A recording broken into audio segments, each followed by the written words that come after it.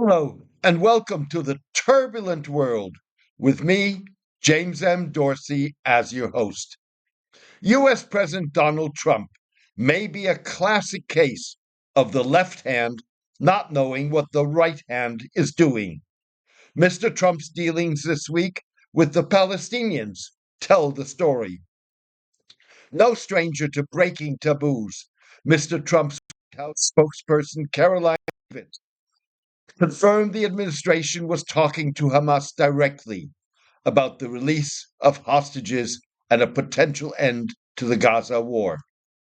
Mr. Trump accompanied the disclosure with a genocidal threat to Gaza's 2.3 million inhabitants if Hamas refused to let the hostages go. Mr. Trump's authorization of the direct talks in Qatar breaks with the U.S. policy not to talk to entities it has designated terrorists. It also legitimizes Qatar's long-standing role as a back channel at the request of the United States and with Israeli acquiescence. On one level, direct talks with Hamas make perfect sense. They can help ensure that nothing is lost in translation and enable parties to read each other better. Of the 5 Israeli Americans among the 59 hostages still held by Hamas after multiple prisoner exchanges, only one, 21-year-old Idan Alexander, is believed to be still alive. The timing of the talks enhances their significance. Hamas will likely see the talks as de facto U.S. recognition that it remains a force on the ground in Gaza that Israel has failed to destroy in 15 months of relentless pounding of the Strip, even if that was not Mr. Trump's intention. That could complicate efforts by the president's Middle East envoy, Steve Witkoff, to salvage the Gaza ceasefire when he travels to the region in the coming days. The ceasefire is teetering on the brink of collapse because of Israeli Prime Minister Benjamin Netanyahu's refusal to negotiate a second phase as mandated by the ceasefire agreement. Mr. Netanyahu refuses a second phase because it would involve ending the war, withdrawing all Israeli forces from Gaza, and installing a Palestinian administration of the Strip without having destroyed Hamas or removing the group from the Strip. Mr. Netanyahu fears that those terms would reinforce Palestinian claims to the territory as part of a future Palestinian state. Yet, counterintuitively, that may be what Mr. Trump may have done by engaging with Hamas after 17 months of largely failed on and off ceasefire negotiations following the brief halt of hostilities in November 2023, in which Qatar and Egypt served as go-betweens. Mr. Netanyahu fears that the administration's engagement legitimizes Hamas and will strengthen its insistence on sticking to the ceasefire agreement's provision for second phase negotiations that should have started in February rather than an extension of the first phase as demanded now by Israel. Mr. Trump may hope that this threat, issued hours after meeting hostages recently released by Hamas in earlier prisoner exchanges, would calm Israeli fears and deprive Hamas of any illusion that direct talks constitute a softening of the president's attitude towards the group. The threat reiterated the president's long-standing insistence that Hamas leave or be forcibly removed from Gaza. For the leadership, now is the time to leave Gaza while you still have a chance, Mr. Trump said on his social media platform, Truth Social, echoing Mr. Netanyahu's demand. Rather than cow Hamas into submission, Mr. Trump's threat, coupled with the unprecedented direct talks, is likely to reinforce Hamas's resolve, anchored in its survival of Israel's brutal attempt to destroy it.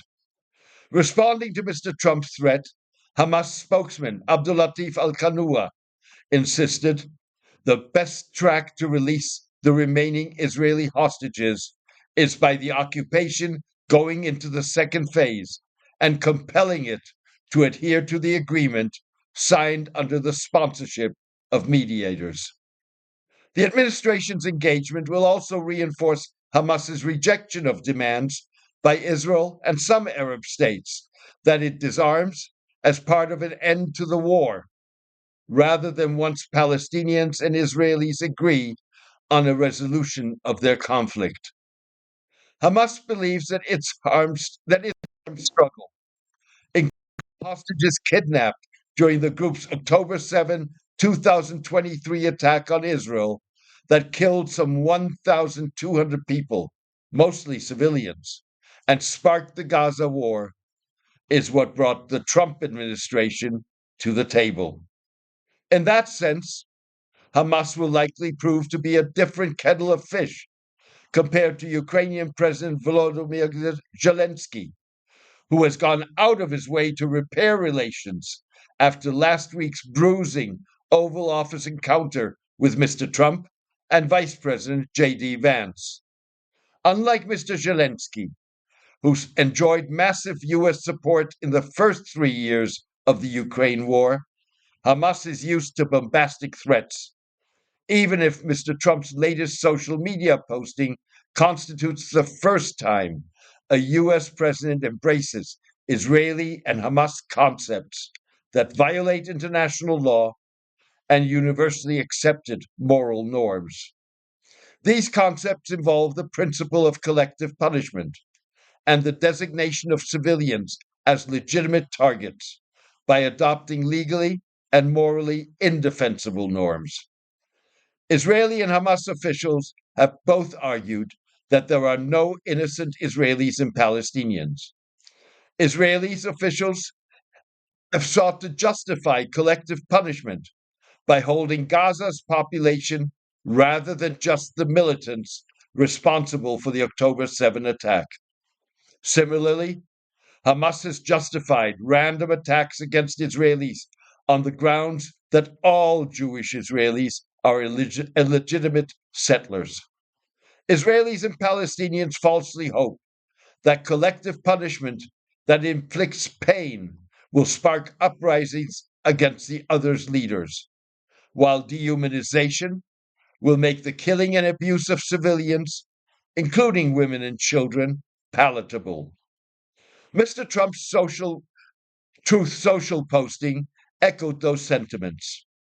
Addressing Hamas, Mr. Trump thundered, "Release all of the hostages now, not later, and immediately return all of the dead bodies of the people you murdered, or it is over for you. Only sick and twisted people keep bodies, and you are sick and twisted. I am sending Israel everything it needs to finish the job. Not a single Hamas member will be safe if you don't do as I say. I have just met your former hostages, whose lives you have destroyed. This is your last warning." In the same Truth Social posting, Mr. Trump told the Gazan population, "To the people of Gaza, a beautiful future awaits, but not if you hold hostages. If you do, you are dead. Make a smart decision. Release the hostages now, or there will be hell to pay later." Mr. Trump's embrace of Israeli extremist language came hours after his Treasury Secretary, Scott Bessent, welcomed to Washington Israeli Finance Minister Bezalel Smotrich, an ultra-nationalist and Israeli West Bank settler who was persona non grata during the Biden administration because of his calls for expulsion of Gazans from the Strip. He is a terrorist. He's Jewish, but he is a terrorist. He wanted to blow up cars on the Ayalon Highway at rush hour with gasoline. We caught him with 700 liters of the stuff, said Yitzhak Ilan, a former deputy director of Shin Bet, Israel's domestic security service, in a 2019 television interview. Mr. Ilan, interrogated Mr. Smotrich when he was detained for 3 weeks in 2005. Mr. Smotrich has denied the allegation, noting that he was released and never charged. Thank you for joining me today. Substack columns like The Turbulent World are essential reading in a world of sharply diminished coverage of international affairs by mainstream media. The Turbulent World can only sustain and expand its independent coverage, free of advertisements and clickbait, with the support of its readers. So please consider pledging your support by going to jamesmdorsey.substack.com and choosing one of the subscription options. Thank you for your support and loyalty.